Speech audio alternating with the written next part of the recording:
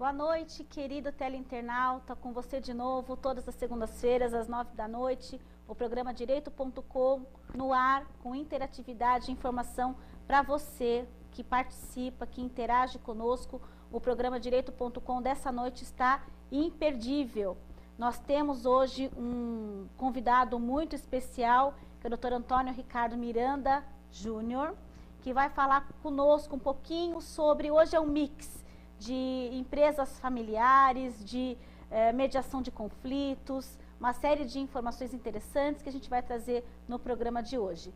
Vamos dar uma boa noite aqui para o nosso convidado. Boa noite, doutor Antônio. Boa noite, é uma satisfação, muito obrigado pela calorosa recepção, é uma honra estar aqui e vamos papear. É isso aí.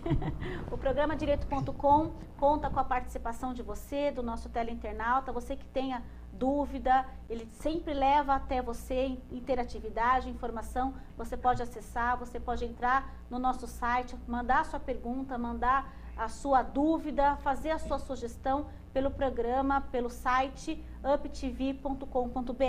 Você consegue acessar o nosso programa através do Facebook Programa Direito.com e pelo YouTube, pelo programa Direito.com. Você pode, se você perdeu o nosso programa, todas as segundas-feiras, se por acaso uma das segundas-feiras você perdeu, você pode entrar no YouTube, acessar, todos os programas estão baixados na internet, no site do YouTube ou mesmo no site da UpTV. É sempre um prazer estar aqui e poder participar desse programa interativo e educativo para você. O nosso palestrante de hoje, o nosso convidado, Dr. Antônio Ricardo Miranda Júnior, é advogado, mediador de conflitos, sócio do escritório Bassani, Miranda e Isolde Advogados Associados, presidente da 116ª subseção da OAB de São Paulo, que é Jabaquara Saúde. O nosso programa tem a participação de Bramante Processos Previdenciários, Upvision Salão e Spa, Fera Brasil e UpTV, que é a nossa emissora, que está sempre transmitindo ao vivo. São mais de 30 programas semanais, mais de 60 mil acessos nacionais e internacionais. Então, vamos aqui bater o nosso papo com o convidado de hoje, doutor Antônio Ricardo. Doutor Antônio, vamos falar um pouquinho sobre essa questão de direito essa questão de advogar, a empresa familiar, como é que funciona isso? Eu tenho uma empresa familiar, eu trabalho com a minha mãe há quase mais de 20 anos. Então não me deixa sair daqui sem entregar um cartão do meu escritório, por favor. Tá certo. A questão da empresa familiar, empresa é empresa, não é diferente a não ser o tipo societário que você adote. Uma empresa, ela tem as suas regras, ela tem os seus interesses, visando lucro e tudo mais. A empresa familiar, ela tem a especial característica, e isso são cerca de 80% das empresas nacionais, elas são familiares. Tem a questão principal é que os membros daquela sociedade são membros da mesma família. Um advogado que visa esclarecer e resolver um problema atinente à questão empresarial, muitas vezes ele vai dar a melhor solução tendo em vista a questão empresarial e vai esquecer que a solução proposta, que a ideia sugerida, ela pode ser boa para a empresa, mas não pode atingir de uma forma negativa o seio familiar. Um advogado da área de direito de família que vá propor uma solução naquele seio familiar para determinadas questões decorrentes daquele conflito familiar, ele pode dar uma solução positiva vendo o direito de família, mas ele esquece que isso pode ter uma repercussão na empresa, no negócio, na gestão do negócio.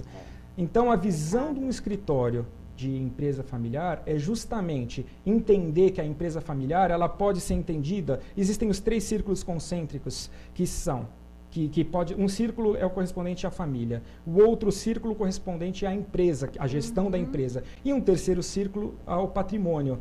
Então, o advogado, o escritório especializado em dar uma abordagem para a empresa familiar, ele tem que entender aqueles participantes daquele meio onde eles estão localizados, qual é a repercussão que aquilo pode ter na gestão, na sucessão, na questão da família, regime de bens daqueles filhos dos fundadores, enfim, é uma visão mais abrangente para que a gente não traga desarmonia para a família e, ao mesmo tempo, não traga para os sócios, para os funcionários e colaboradores. É bem complicado, porque quando você, uma pessoa é o fundador, né, o pai daquela família é o fundador daquela empresa. Sim. Então, ao mesmo e aí vai 4, 5 filhos e mulheres, mulheres, netos e aí os agregados. Isso. E isso gera realmente uma série de divisões do próprio e acaba dilapidando o próprio patrimônio da empresa. Vou lhe dar um dado assustador, se me permite a interrupção. 67% das empresas familiares, elas não passam para a segunda geração. Nossa. É um dado muito alto. Com a saída de cena do fundador, seja por falecimento ou aposentadoria ou qualquer razão, a empresa não sobrevive. Por falta de quê?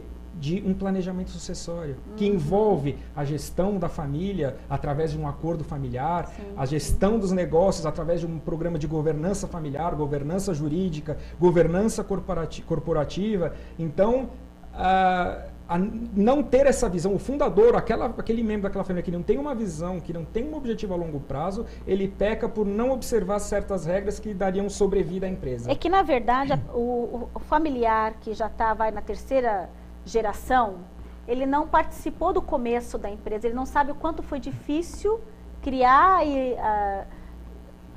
tudo aquilo para chegar onde chegou. Então, às vezes, ele tem um dinheiro, tem uma facilidade e acaba não dando tanto valor a tudo aquilo que o avô, que o pai, ou que o familiar, né, que começou, claro, o fundador, acabou construindo, claro, e acaba dilapidando o patrimônio, gastando dinheiro onde não deve e não organizando financeiramente a empresa de forma... O filhinho de papai. Exatamente. E além disso, também, isso é uma questão cultural, uma questão da educação da família e tudo mais. Mas também existe, é muito comum a gente perceber a rivalização entre irmãos, muitas vezes. E se não existe uma forma de você lidar com aqueles conflitos, e aí entra a mediação, que é uma das ferramentas mais importantes quando se trata desse assunto, você pode ter problemas seríssimos e levar aquela empresa à falência, e aquilo não gerar mais fonte de riqueza para a família, para os empregados e tudo mais. E aí acabando a empresa, acaba todas as regalias e tudo aquilo que ele teve com todo... Exatamente. Não digo regalia, mas acaba fonte de autoestima daquela família, fonte de renda daquela família, enfim, realmente algo muito, muito triste. Nós fizemos uma pesquisa na lista de 1.000 empresas do país, elaborada pelo Valor Econômico, essa reportagem, 1/3 é familiar. E apesar de vantajosa sobre vários aspectos, muitas dessas organizações têm vida curta, ratificando o que o senhor disse, e terminam com a primeira geração devido a fatores que vão além do mercado.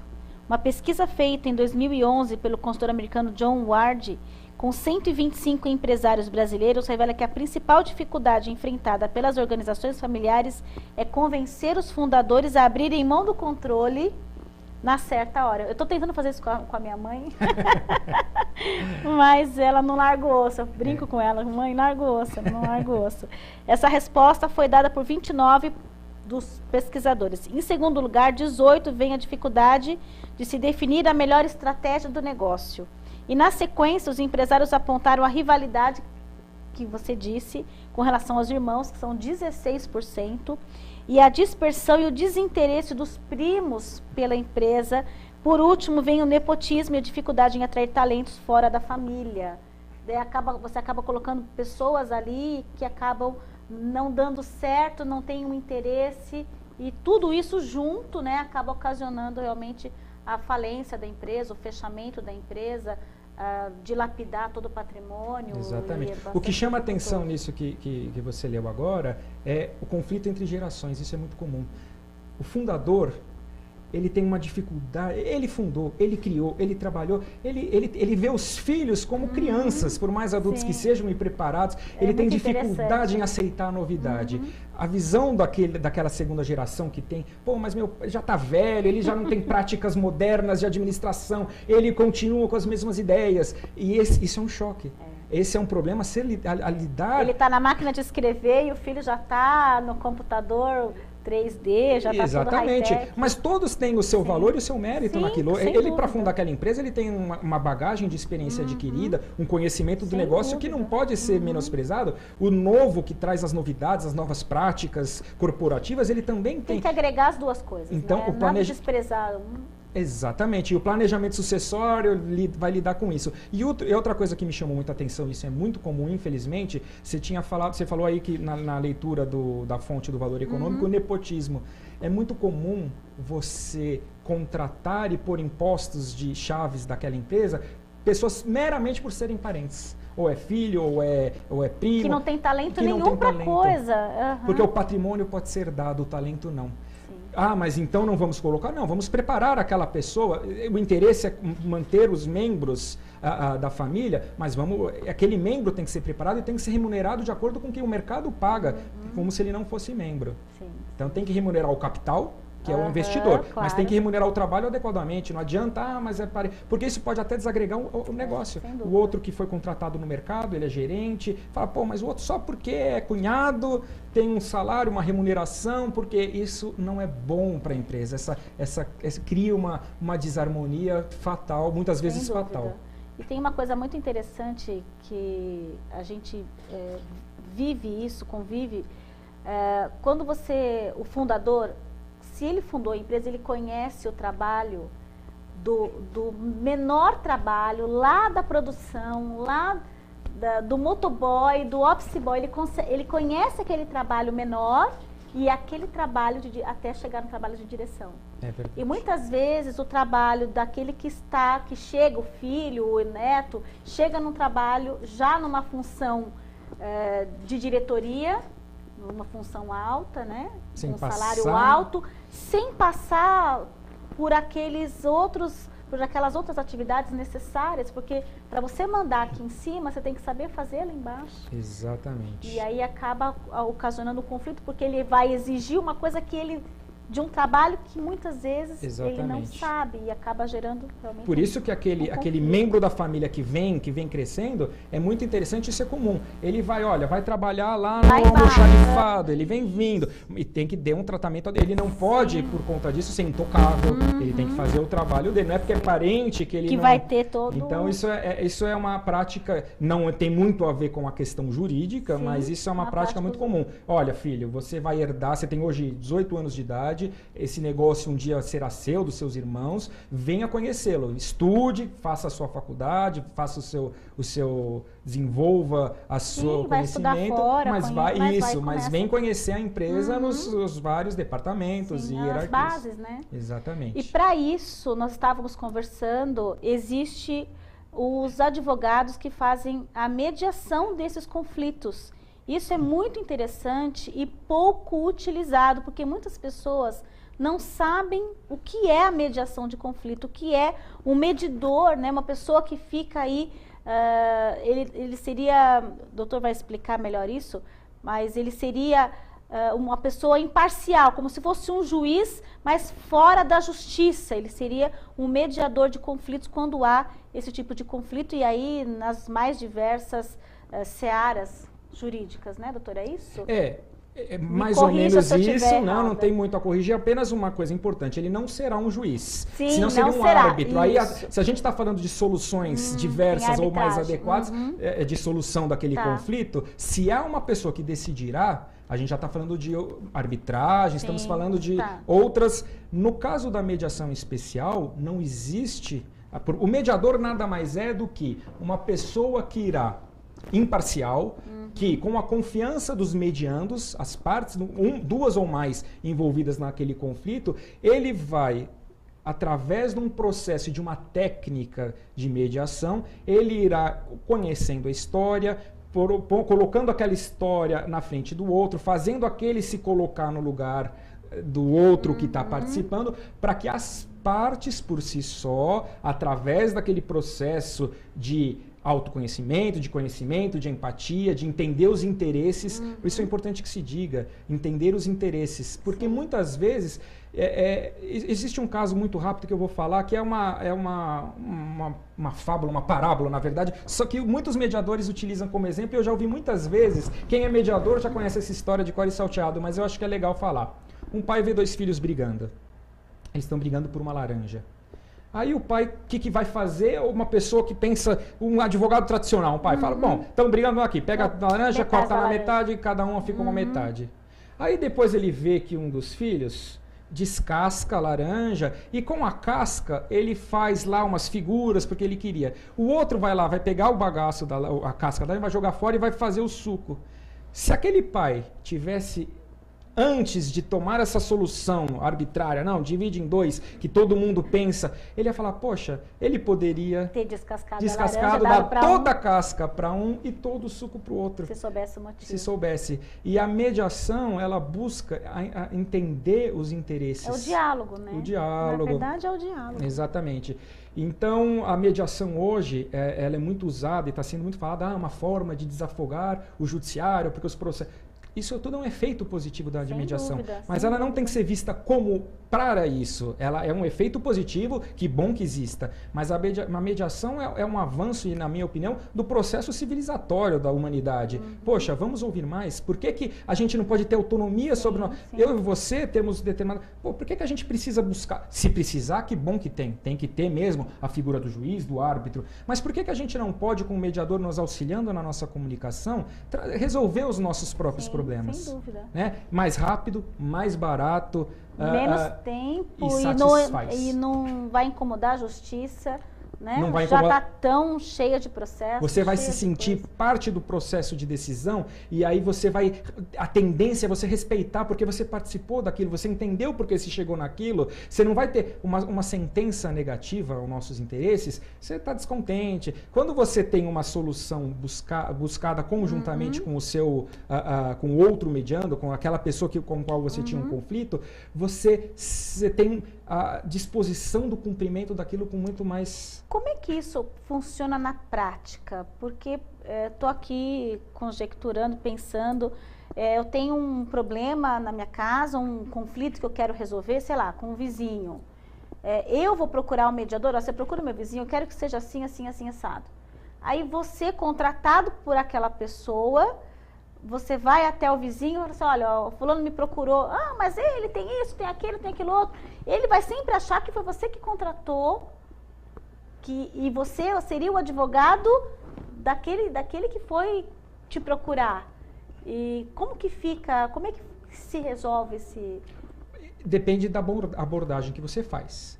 Quando se procura um mediador, esse mediador vai ouvir ver se é caso de mediação, se aquilo são direitos disponíveis, se existe a possibilidade, se ele enxerga aquilo como aquele conflito como uma solução interessante à mediação. Enxergando, passando por essa etapa inicial, ele manda um convite para a outra parte e explica, olha, a mediação é um processo que através de um mediador imparcial ele se compromete com termos de confidencialidade, ele se compromete, se for advogado, a não litigar a favor do outro. E isso tudo é feito através de um documento que existe... Porque tem um procedimento, então, diferente do que você simplesmente contratar um advogado, ele liga para outra parte e fala, olha, a pessoa quer fazer um acordo. Não é um acordo. Uma coisa muito importante que se diga. O mediador não precisa ser necessariamente um advogado. Existem excelentes mediadores de várias áreas. Aliás, é muito interessante que muitas mediações são feitas... Com outras pessoas que não sejam advogados. Exatamente. Um psicólogo, um advogado... Que interessante, multidisciplinar. Multidisciplinar. Aquele advogado, e aí eu estou falando inclusive do nosso Código de Ética da Advocacia, aquele advogado que se prestou a ser mediador, ele está impossibilitado de atuar a favor ou contra, para uma das partes. Puxa vida, que interessante. Eu acho que deveria haver uma divulgação maior, porque penso que não tem uma divulgação desse tipo de trabalho. E é uma coisa muito importante.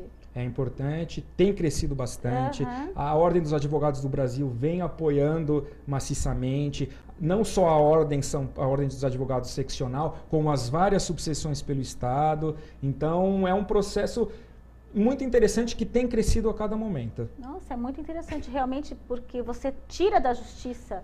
A própria justiça podia fazer uma divulgação desse tipo de atividade, porque é muito pouco o que acontece. A mediação já vem entrando, o próprio Poder Judiciário já meio que tentou tomar conta e vem tomando conta da mediação. Existe uma resolução do Conselho Nacional de Justiça. Mas aí na justiça, né? Na justiça. Você está na justiça. Nada contra a mediação feita pelo Poder Judiciário. O problema, muitas vezes, é que Eles têm hoje os CEJUSCs, os Centros de Soluções de Alternativas de Conflito, tentar trazer a pacificação das partes.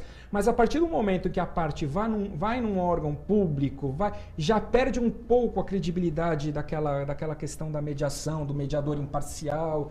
E outra coisa, o mediador de conflitos, a mediação privada, o problema da mediação, na verdade eu estou procurando palavras para dizer de uma forma, a mediação que o judiciário faz muitas vezes não é mediação, porque a mediação é uma técnica, e o que se muitas vezes faz no judiciário, por falta de tempo, com mais boa vontade que todos os servidores têm, e tem mesmo, é muito lindo, muito bonito o trabalho que se faz, mas ela não é uma mediação, porque muitas vezes ela passa por uma negociação, ela não é nem problema da parcialidade, o problema é que ela vai negociar junto, ela vai entrar no processo de barganha, não, então vamos, e a mediação ela não pode ter pressa, e dentro do poder público você não pode... Não tem como, os recursos são finitos, uma série de coisas. Na mediação privada, você tem a liberdade de... Não tem pressa para achar a solução. E você tem uma segurança, porque, por exemplo, você tem um processo trabalhista. O que normalmente se faz? O empregador quer resolver o problema e o empregado também quer. Por segurança, o empregador diz assim...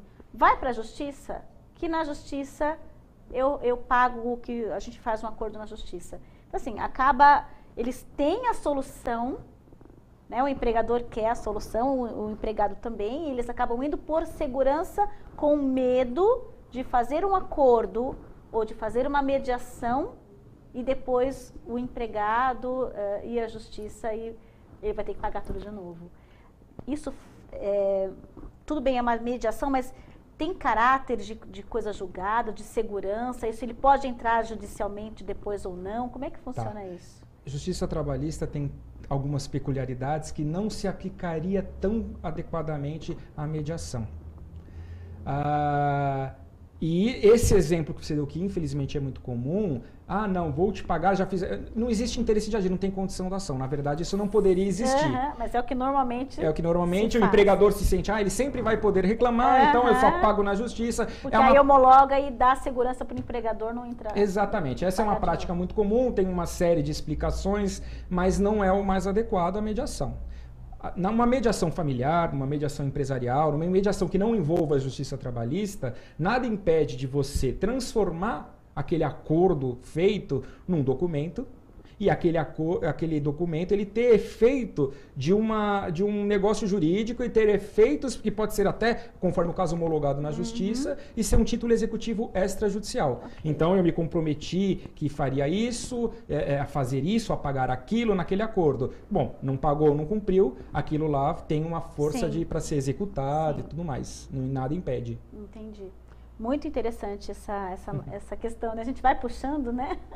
Vão aparecendo dúvidas. Eu sou, na verdade, desculpa, Imagina. Mas eu sou um grande incentivador e estou muito empolgado com o processo de mediação. Muito legal. Eu acho que esse é o futuro, né? O judiciário sempre vai existir. É um poder do Estado que tem... Mas ele vai continuar com muito trabalho. Vai continuar com muito trabalho, mas a mediação é uma forma muito inteligente de as pessoas perceberem que a cultura adversarial, a cultura da briga, ela não é a melhor. A cultura do diálogo, da tentativa de enxergar os interesses, que estão do outro lado também, buscar solução, é muito mais inteligente. Pessoal, muito importante aqui a nossa conversa, falando sobre empresa familiar, sobre mediação de conflito. A gente vai fazer um intervalinho e volta já.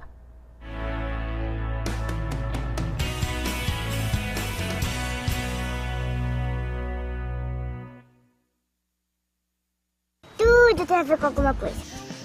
De onde vem a água que a gente bebe? Da torneira. Ih, nada a ver. Vem dos rios que nascem da mata. Sabia que a gente só respira por causa das árvores? A árvore respira? Respira. A árvore respira. E o que você tem a ver com isso? Meu ar. Minha água. Minha árvore. Meu ambiente. Mata Atlântica!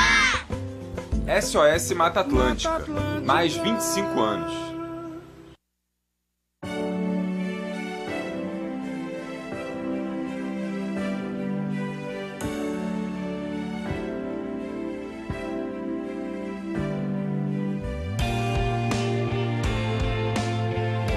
Doar sangue é um ato de solidariedade que eu, você, todos nós devemos praticar. Doe sangue, faça disso um hábito. Essa corrente precisa de você. Seja um doador. Um grande ato incentivado e apoiado pelo SUS.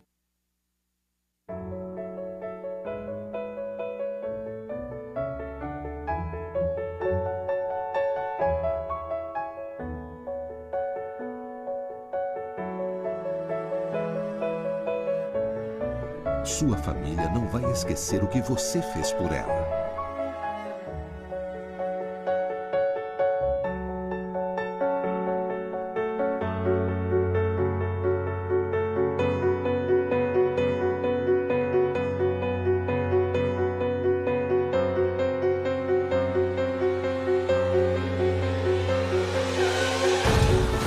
E você, o que fez com eles?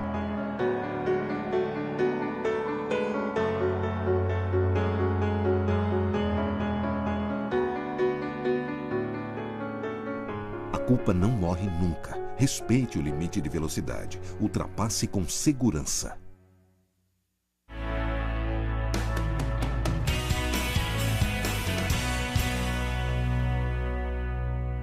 Programa Direito.com, de volta aqui para você. Você pode participar mandando a sua pergunta. Entre no site uptv.com.br, programa Direito.com, mande a sua pergunta. O tema hoje é mediação de conflito, empresa familiar, e vamos falar um pouquinho também de práticas colaborativas, que é uma novidade no mercado agora. Já estamos assim acelerando nessas notícias novas, né, de 2014, né, doutor? Isso. Estamos aqui com o doutor Antônio Ricardo Miranda Júnior, que é advogado, presidente da subseção, da 116ª subseção da OAB de São Paulo. Um prazer tê-lo conosco, viu, doutor? Muito obrigada.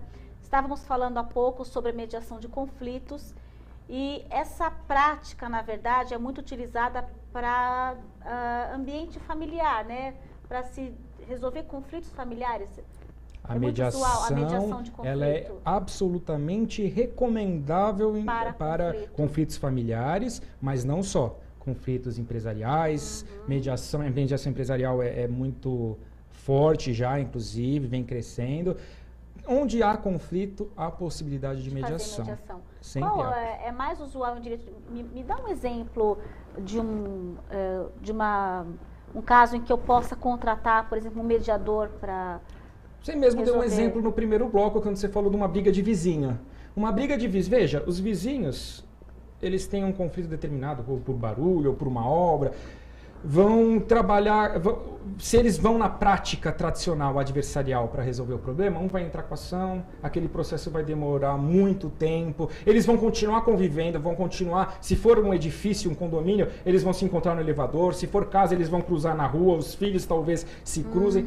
Quer dizer, aqueles anos só vai acirrando, vão virando inimigos, às vezes até a tragédia acaba. É verdade, não tem aquele vizinho lá que matou o outro vizinho de baixo e matou a mulher, e se matou. Por exemplo, eu não sei esse caso para poder citar de exemplo, mas eu imagino que aquilo, a não ser que seja uma pessoa com problemas psiquiátricos, eu não conheço o caso, aquilo muitas vezes com um pequeno conflito, e aí gera aquilo, aí a pessoa no outro dia, aquilo vai se acirrando, vai virando uma bola de neve, se acirrando, se acirrando. Vai ficando até doente. Fica até doente, pode ter, e acaba às vezes num caso até de homicídio, Deus me livre, de agressão física e tudo mais. Mas acontece, as pessoas hoje estão... fora do normal, exatamente. Um pequeno conflito, ou um grande conflito quando surge, a mediação ela vai trabalhar, as partes têm que primeiro estar querendo a solução, elas têm que estar querendo pacificação.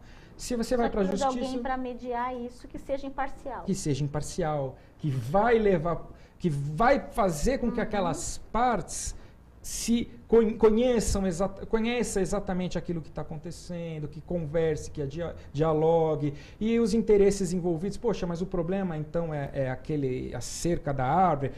Poxa, se a gente, entendeu? As próprias partes, o mediador ele não interfere, ele não apresenta soluções, mas ele é um facilitador da comunicação. Teve um programa de televisão que começou a trabalhar essa questão de mediação, levava as duas partes lá na televisão e olha, ele está pedindo isso, olha, ele está pedindo aquilo, fazia mais ou menos um trabalho de mediação muito, muito legal.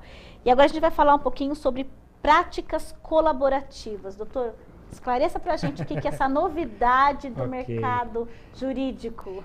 Na verdade, a prática colaborativa é mais uma forma de você levar a pacificação para as partes envolvidas como de uma forma mais inteligente, uma forma mais econômica. Ela é muito recente no Brasil, vai ter um primeiro curso de capacitação agora. Ela é muito utilizada, ela está vindo para ser utilizada inicialmente na área de direito de família, Tá. principalmente divórcio. A questão hoje, a abordagem hoje da prática colaborativa, ela está focada no divórcio.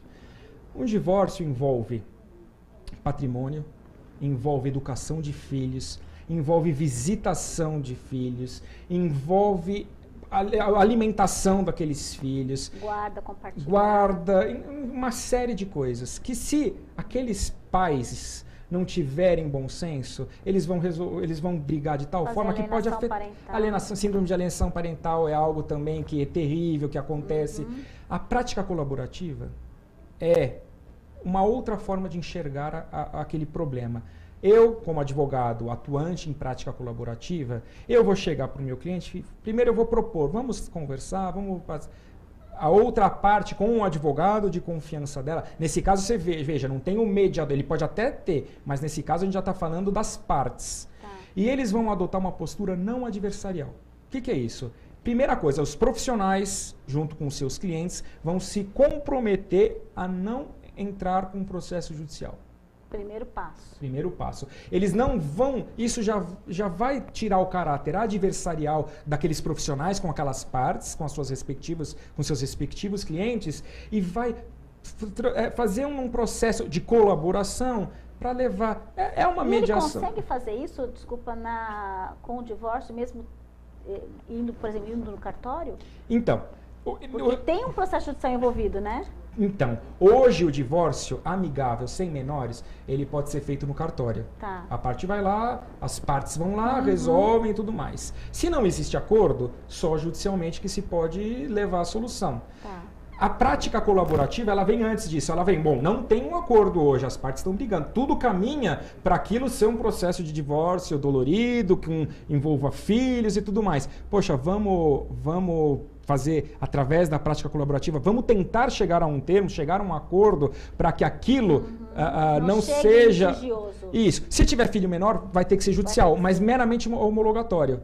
Você não escapa da necessidade, você já tem um processo de divórcio consensual, que é maravilhosamente muito melhor do que um litigioso. Sem dúvida. Psicologicamente, financeiramente. E que ninguém sai ganhando. Ninguém sai ganhando. Você ainda não mais tem... quando envolve questão familiar, né? Já é uma coisa difícil de ser... Já é um trauma, né? Normalmente, o divórcio já é um trauma para a família. E se você faz aquilo com brigas, aí fica realmente impraticável. Exatamente. Você vai buscar, também como na mediação, através das práticas colaborativas, você vai entender os interesses. Você vai falar, olha, mas muitas vezes as pessoas estão brigando, porque eu até dei o exemplo antes de começar o programa, olha, ficou combinado que o pai devolveria as crianças às 18 horas do domingo, mas ele está devolvendo às 20 horas, e aí vira uma briga. Mas será que são aquelas 2 horas que está incomodando? Será que, então, a gente vai conseguir entender a fundo o problema? Não é bem. Isso é só uma forma, é um sintoma. A mediação e a prática colaborativa também, que não é a mesma coisa, mas caminha junto, ela vai atacar a causa do conflito e não só o sintoma. O processo adversarial, ele ataca sintomas. É isso? Não pode? Sim, não. Não, falou que ia devolver às 18, não devolveu, vai ter tal sanção. Então, você nunca vai ter uma resposta adequada. Agora, trabalhar com mediação, trabalhar com prática colaborativa, com meios mais adequados, você vai falar, puxa, isso é só um sintoma. O problema não são essas 2 horas, o problema não é aquilo, o problema é outro. Vai ouvir, exatamente. Às vezes, e eu vou dizer uma coisa que é de tão singela, parece que não é verdade, mas às vezes, um reconhecimento, um pedido de desculpas de uma parte a outra, só bastava aquilo, resolve muito, uma briga que poderia ser enorme, resolve perdas patrimoniais com custos com advogado, com divisão de patrimônio. Às vezes basta, olha, eu errei nisso. A pessoa está tão magoada que acaba levando aquilo a ferro e fogo. Exatamente. E não abre mão de nada, de ninguém, Exatamente. E às vezes fala, olha, agora eu entendi por que eu não sabia, eu não percebi, eu peço desculpas por isso, vamos, e aí as coisas se pacificam. É interessante como, na verdade, isso tudo, o mediador, ele funciona como uma pessoa que vai dialogar com as partes e saber o motivo real daquilo tudo, né? Exatamente. Por isso que é importante não só o advogado, mas um psicólogo que trabalha essa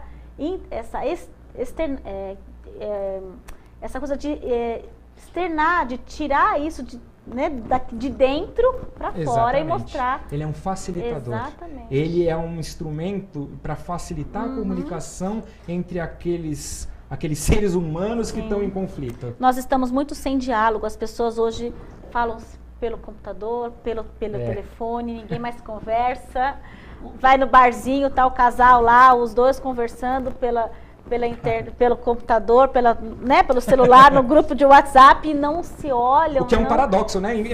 Melhorou a comunicação tremendamente, mas piorou na relação pessoal, interpessoal. Né? Uma vez eu vi, eu acho que eu vi na internet alguma coisa, um bar que dizia o seguinte, tinha um cartaz assim, não temos o Wi-Fi, comuniquem, conversem entre vocês.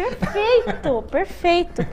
Eu achei muito excelente. Emblemático dos tempos que vivemos. Exatamente. A gente tem uma pergunta aqui da Maria Aparecida. Boa noite, Maria Aparecida, obrigada pela sua participação. Ela coloca assim, mas no caso da minha cunhada que vendeu a casa para mim e agora está brigando na justiça para tomar a casa, como mediar? Ela vendeu, então assim... Já está na justiça, ela vendeu a casa para a cunhada e agora a cunhada está brigando para pegar a casa de volta. Então tá. Na verdade, ela comprou a casa da cunhada e a cunhada quer a casa de volta. Isso. Ela vendeu a casa para a cunhada. Não, a cunhada vendeu a casa para ela. Isso, ela comprou e agora...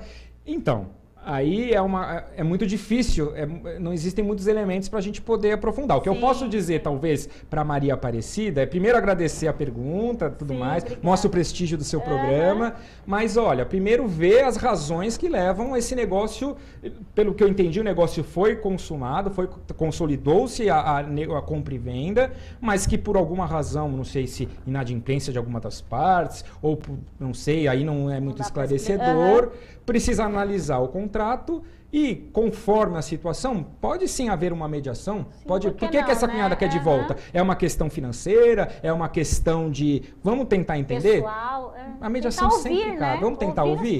Então, o que eu recomendaria para ela é conversar com um mediador, com um advogado, mediador, principalmente um advogado para entender a natureza contratual disso. E, se for o caso, esse advogado, sendo um advogado como eu, que incentivador da mediação, levar para um mediador ou ele próprio mediar, por que não? Interessante isso, porque, analisando aqui até a pergunta da Maria Aparecida, nós, como advogados, a primeira fase de qualquer processo deveria ser a mediação. Exatamente. E não acionar a justiça. Então, a gente primeiro precisaria fazer a mediação, tentar resolver da maneira como você disse, falar com a outra parte, ouvir, tentar resolver extrajudicialmente. Exato. Aliás, uma coisa importante que se diga, independente de mediação, o advogado, ele tem um compromisso ético, isso está no nosso código de ética, de tentar pacificar e tentar conciliar as partes. Sem dúvida. Isso é uma obrigação ética do advogado. Sim. A mediação é uma ferramenta a mais para isso. Ele pode achar que a mediação não é adequada e pode achar, às vezes não é. Então ele pode negociar, ele pode dialogar, ele pode... enfim, fazer uma negociação com a parte contrária, com o advogado. Mediação é uma ferramenta a mais que a gente tem à nossa disposição para que as partes atinjam aquilo que é o mais importante. É muito interessante, chama atenção para que as pessoas façam essa mediação, ainda mais agora que isso está na última ordem, né, na ordem do dia. Então, essa mediação de conflitos, o advogado poderia já trabalhar com isso antes de ingressar com a ação. Fica aí a dica para você que está nos assistindo, né, para poder fazer esse trabalho de mediação. O Paulo Roberto de São Paulo, boa noite, Paulo, obrigada pela sua participação. Doutor, qual o custo de uma mediação? Olha só, uma pergunta interessante. Eu não tenho uma resposta precisa para dar, porque isso depende de cada processo. Mas normalmente a mediação ela é cobrada por hora.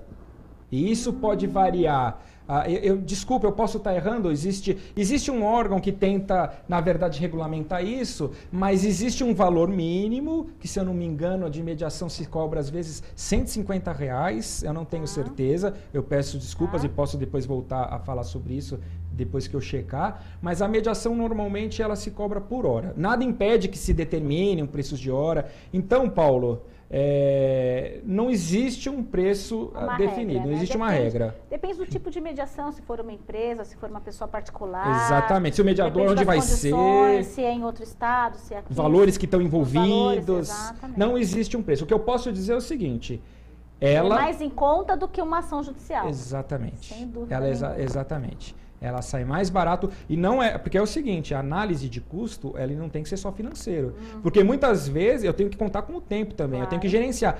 Receber hoje, pagar hoje R$5.000 por uma solução e ter aquela solução rapidamente... Isso. É muito mais barato do que pagar, às vezes, R$3.000 para resolver daqui 10 anos. Mas R$3.000 é mais barato. Tudo bem, mas e a solução? E o tempo que vai demorar? O seu tempo que vai ficar 3 anos ali naquela situação que não vai resolver. Então, a análise de custo não é só financeiro. Tem que ser visto de forma mais abrangente. Muito bem. Vamos fazer mais um intervalinho e voltamos já já com o programa Direito.com. Me aguarde.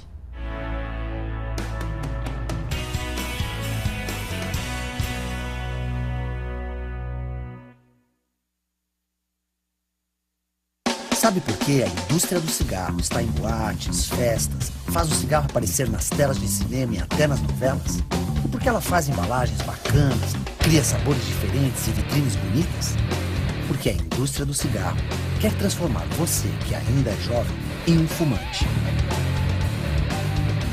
É que toda vez que um cliente morre, ela precisa de um novo. Nada pessoal. É negócio. Fique esperto. Começar a fumar é cair na deles. Eu peguei dengue 2 vezes. Foi horrível. Muita dor no corpo, febre. Eu fiquei de cama. Aí o quadro foi piorando e eu tive que ir pro hospital. E eu morri. É isso mesmo. Eu sou apenas um ator. E só estou nesse comercial porque o Paulo Rodrigues não pode contar a própria história. Ele morreu de dengue. Tire 10 minutos por semana para combater o mosquito. Elimine a água parada realizando as ações que você já conhece.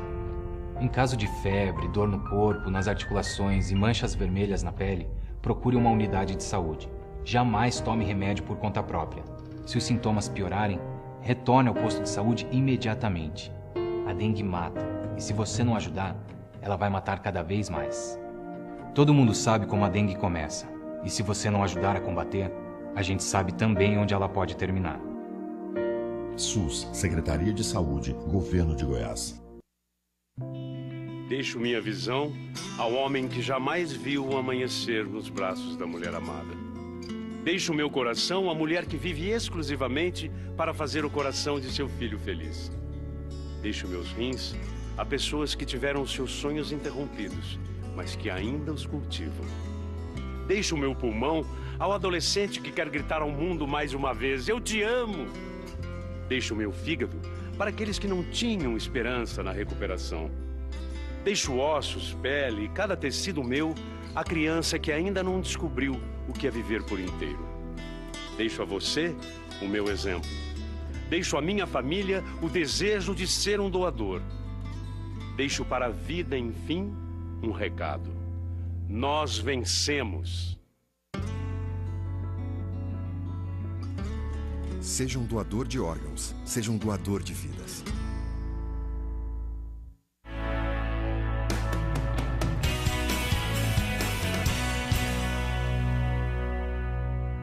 De volta com o programa Direito.com. Mande a sua pergunta, mande o seu questionamento, informação e interatividade aqui no Direito.com. Temos mais uma perguntinha aqui da Maria José, da Bahia. Ô, Bahia, estive em Salvador semana passada dando uma palestra. Um abraço aí à turma da Bahia. Ela pergunta o seguinte: qual o tempo de uma mediação, doutor? Essa é a mesma resposta que eu dou para o que a gente fez, o Paulo Roberto fez sobre o valor, né? O valor. Então, depende. depende. Muitas vezes aquilo No direito pode... tudo depende, né? E na mediação é a mesma coisa, porque vai depender da dinâmica, vai depender das partes conseguirem também ir aos poucos, entrando num processo de confiança recíproca. Que não tem pressa, isso. Né? Vai ter que esperar tudo isso acontecer naturalmente. Exato. Muitas vezes a mediação é feita com 1 ou 2 reuniões. Se chega ao resultado positivo, muito rapidamente. Às vezes não chega a esse resultado positivo.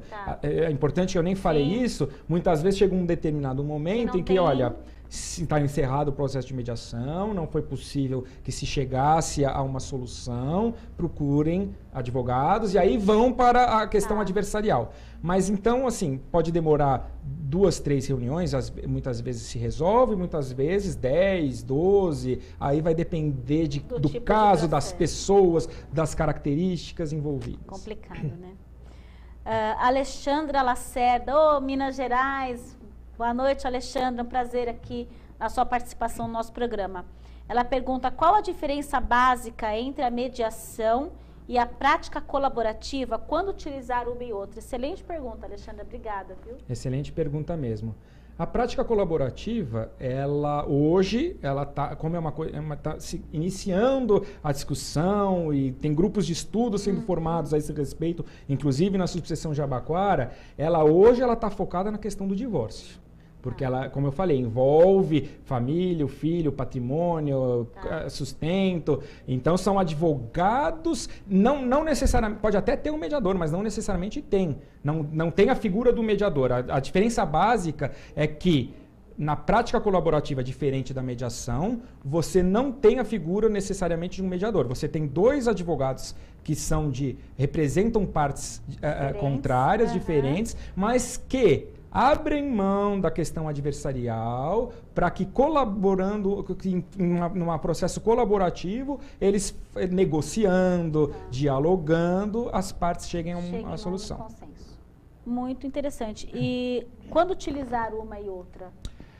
Olha, depende do caso, né? Depende do caso. Eu digo o seguinte, a prática colaborativa, ela é hoje mais indicada para o processo de divórcio. Não significa que a mediação não seja, tá? Mas depende muito da avaliação do caso, não existe algo objetivamente falando que eu possa dizer, não, assim, assado é assado. É questão de entender. Às vezes a resposta não vem imediatamente, eu tenho que ouvir melhor. Eu, como advogado, como mediador, não importa, eu tenho que entender, às vezes eu tenho que um pouco investigar aquela situação um pouco melhor, para aí sim poder indicar um caso ou outro. Muito interessante. Doutor, eu queria que o senhor falasse um pouquinho sobre o seu trabalho na OAB, porque é muito interessante o trabalho dos presidentes da OAB, é um trabalho enorme, né? É verdade. Insano. É verdade. Que o mandato acaba sendo pouco para fazer tanta coisa, né? É verdade. Que você falasse um pouquinho dos projetos, dos programas. Com muita satisfação. Aliás, eu estou contente por você ter feito essa pergunta. Além do meu escritório de advocacia, na qual eu trabalho junto com meus sócios, da onde eu tiro a minha fonte de renda, porque é importante que se diga, o trabalho da OAB é voluntário. Eu não tenho uma remuneração por isso e nenhum diretor, ninguém é remunerado por isso. A subseção da Ordem dos Advogados do Brasil, ela é uma divisão, ela é uma subdivisão da nossa seccional São Paulo, que já é uma divisão da OAB Federal. Para que serve uma subseção e qual é a figura do presidente do trabalho lá desenvolvido? A advocacia, a OAB precisa chegar a todos os advogados do Estado. A gente precisa estar cuidando das questões das prerrogativas, a questão da ética, a questão dos serviços que nós prestamos. E a OAB Central, ela não consegue atingir o Estado inteiro, então ela precisa pulverizar a administração, delegando e descentralizando a administração do poder da OAB Central. Então, a nossa subseção, a Jabaquara Saúde, ela está ligada com o nosso Fórum Regional do Jabaquara. Cada comarca tem uma subseção e na capital se divide em, se eu não me engano, 13 subseções, porque cada Fórum Regional tem a sua subseção.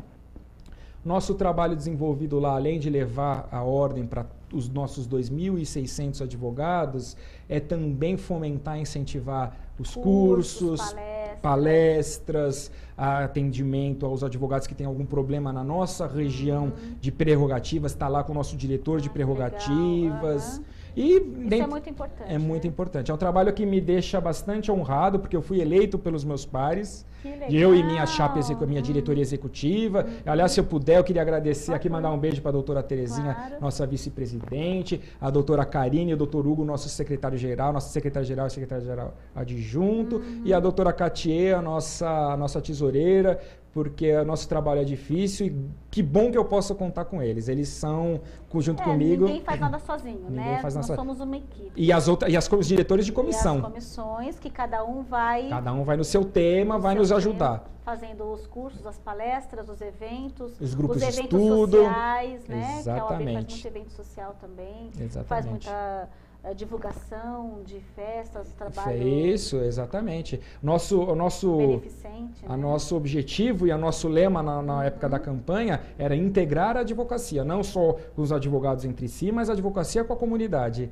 Então, estamos trabalhando para integrar. E festas, solenidades são importantes também para isso. Sem dúvida, porque você acaba trazendo as pessoas para dentro da OAB, né? Porque as pessoas... a impressão que dá é que as pessoas não veem muito, não tem tempo muito de cuidar da nossa classe, né? É verdade. E é uma coisa muito importante. E a OAB faz um trabalho sensacional e o advogado que não conhece, ele fala, a OAB só serve para pagar a anuidade, vai conhecer o trabalho. Exatamente. A ESA faz um trabalho conjunto com a OAB muito interessante. Isso, a ESA é dentro da Ordem dos Advogados. Dentro da OAB, muito conceituada, muitos cursos. A gente, eu sei porque a gente também está dentro das ordens, né? E aí, a nível nacional, faço parte de um instituto, que é o Instituto Brasileiro de Direito Previdenciário, e a gente faz eventos no Brasil inteiro com a parceria da OAB. Das subseções vão levando. E a gente vai... E a CAASP também, né? Sim, Caixa de Assistência dos Advogados, que presta um serviço maravilhoso. Enorme. Outro dia, uma advogada que trabalha comigo falou assim, nossa, doutora, você sabia que a ASP dá entrada de cinema pela metade? É verdade. Eu não sabia disso. E ela falou, é só ir lá na ASP, e eles... na ASP não, na CAASP, isso. E eles, você compra o ingresso, você tem direito de pagar metade com a carteirinha da OAB. Eu falei, gente, eu nunca soube disso. Vende remédios, medicamentos com preço muito acessível, uma livraria com livros muito acessível. Não só Cinemark, no caso, é a rede Cinemark, o convênio que nós temos, mas com Zona Azul, a gente vende balão de Zona Azul com a Zona Azul com preços ninguém sabe imbatíveis. Disso. É um trabalho...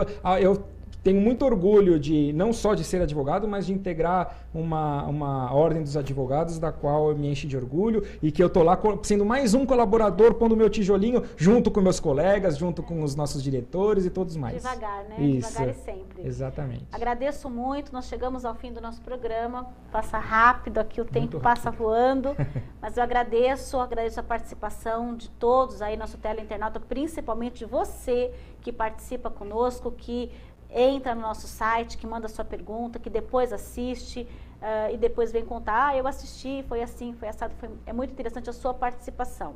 Obrigada a todos, Guilherme, Odaíra, todo o pessoal da produção, a Fabiana, a Liliana Gonçalves, a diretora da nossa TV, e o nosso convidado especial, o Dr. Antônio Ricardo Miranda Júnior, que esteve conosco aqui nessa noite. Queria que o senhor fizesse as suas alegações finais. As minhas alegações finais? Se despedindo aí do nosso teleinternauta. Eu queria primeiro agradecer a oportunidade, estou muito feliz de estar aqui, de poder falar para você. Eu já assisti o seu programa em outras oportunidades, agora é uma satisfação estar aqui. O que eu gostaria de dizer de mensagem final é para todo mundo, advogados ou não, dialoguem.